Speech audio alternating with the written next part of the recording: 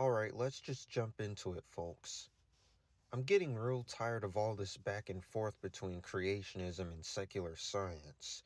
It's getting pretty obvious that they are more interested in arguing than constructive discussion. Even I'm guilty of doing this myself, but I wish to not participate in it anymore. I won't participate in this nonsense, and you don't have to either. However, I do need to pick a side on whenever I agree with the creationists or not. So let's get it. 2 questions. Google that question right now and tell me the results. As far as I'm aware of, it's widely determined that the rate of decay of isotopes are indeed constant. To an extent, which I'll explain later. Generally, no. We know this based on experiments and observations. However, it's not impossible, and the 2 ingredients to speeding up the rate of decay is summarized by 2 things: internal conversion and electron capture.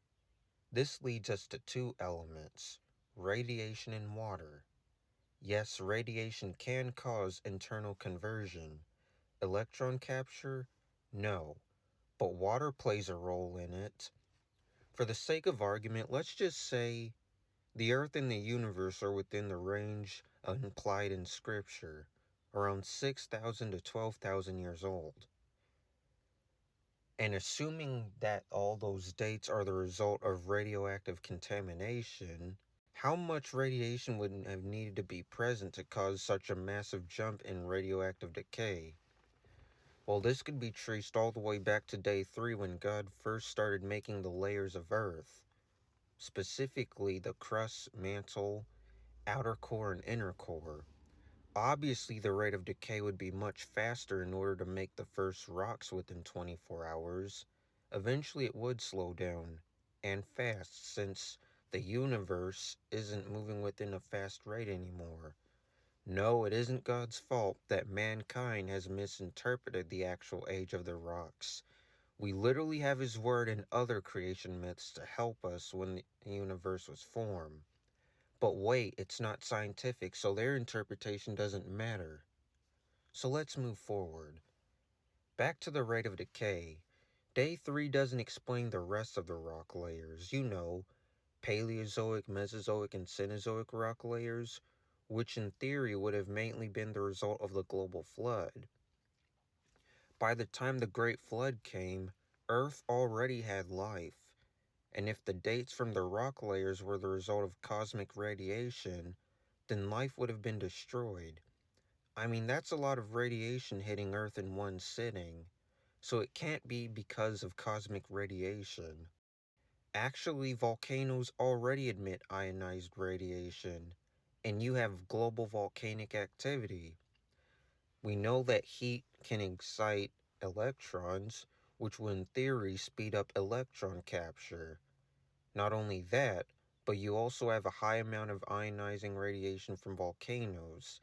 Even asteroids emit ionizing radiation based on the amount of asteroid craters we find on planet Earth.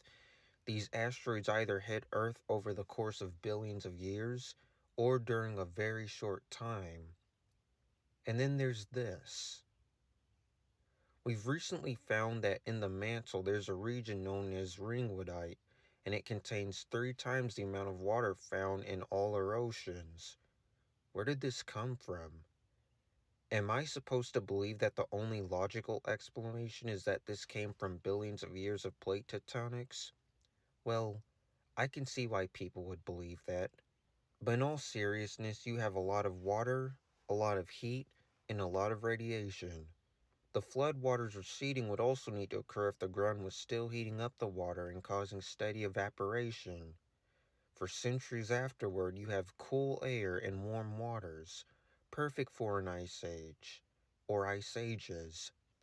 And yet you still have more volcanism happening, still more radiation contaminating the water. The same water that has seeped its way to the ground, into the rock layers, and into the mantle. I mean, the answer should be obvious. If these rock layers formed from the flood, the reason why the isotopes we read in rocks are well over 12,000 years is due to radiation from volcanism and heated water. And all of this happened due to a combination of Day 3, the Great Flood, and the Ice Age. And the perfect way to get you to leave this idea alone is by assuming that the rates of decay have been constant since the beginning of time and that there is, quote, no evidence for a global flood, which is exactly what secularists do. By the way, it's easy to overlook evidence for a great flood if their narrative doesn't even allow for the idea to exist. This would technically mean that if any of these things are true, then the mainstream narrative for radioactive decay is just an assumption. It's not an assumption.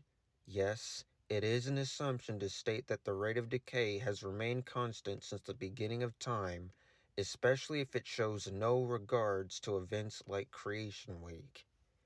Case closed.